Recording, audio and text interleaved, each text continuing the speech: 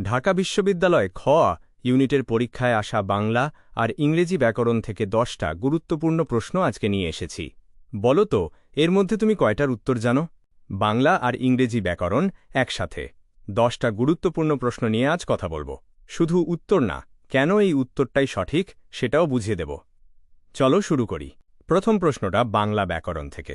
যেখানে আমরা বলি চমৎকার, সেখানে তিনি বলেন চলনসই। এই বাক্যটা কোন কালের বলো তো? একটু ভাবো, এখানে কি কোনো নির্দিষ্ট সময়ের কথা বলা হয়েছে? না তো। এটা আসলে একটা মানুষের স্বভাব বর্ণনা করছে, যেটা সবসময় সত্য। বাংলা ব্যাকরণে এই ধরনের চিরন্তন সত্য বা অভ্যাসগত কাজ বোঝাতেই সাধারণ বর্তমান কাল ব্যবহার হয়। তাই সঠিক উত্তর সাধারণ বর্তমান। মনে রাখার একটা সহজ কৌশল, যদি বাক্যটা কোনো নিয়ম বা স্বভাব বোঝায়, চোখ বন্ধ করেই বলে দিতে পারো সাধারণ বর্তমান। এবার সাহিত্যের একটা প্রশ্ন, একটা খুবই বিখ্যাত গল্প থেকে।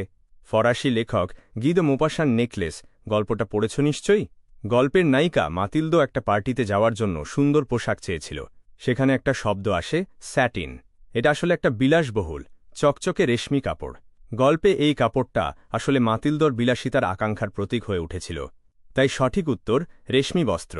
এবার একটা বানান খুঁজে বের করতে হবে, যেটা ভুল। নূপুর, উষা আর ক্যালেন্ডার এই 3টা শব্দের বানান একদম ঠিক আছে, কিন্তু একটা শব্দে একটা ছোট্ট ভুল লুকিয়ে আছে। শব্দটা হলো মরীচিকা। আসলে এর সঠিক বানান মরীচিকা, দীর্ঘ ইকার দিয়ে। মরুভূমিতে দূর থেকে পানি দেখতে পাওয়ার যে বিভ্রম, সেটাকেই বলে মরীচিকা। তাই সঠিক উত্তর মরীচিকা।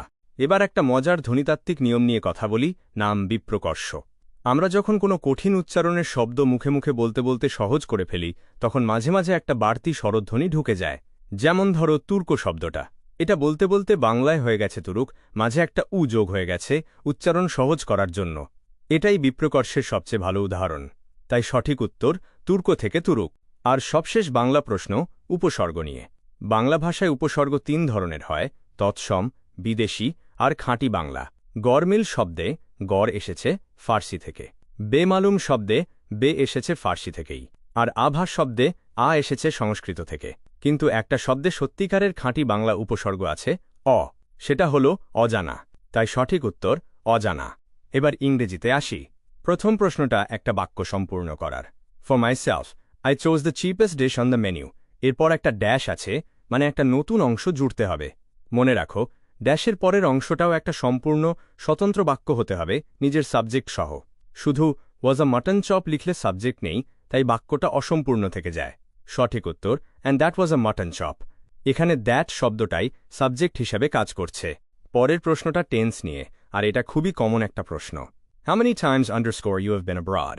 এখানে লক্ষ্য করো, প্রশ্নটা জীবনের সামগ্রিক অভিজ্ঞতা নিয়ে কোনো নির্দিষ্ট সময়ে উল্লেখ না করেই।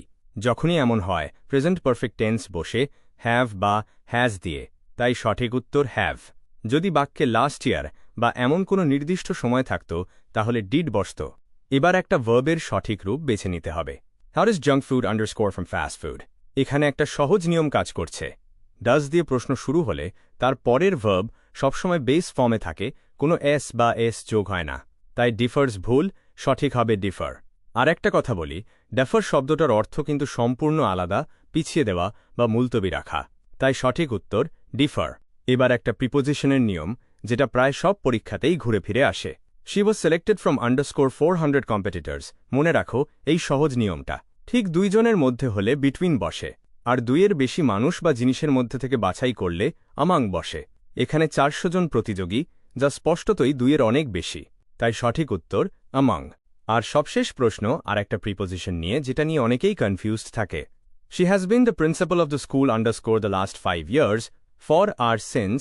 এর পার্থক্যটা মনে রাখো। ফর ব্যবহার হয় সময়ের একটা দৈর্ঘ্য বোঝাতে, যেমন ফর 5 ইয়ার্স, ফর 2 আওয়ার্স।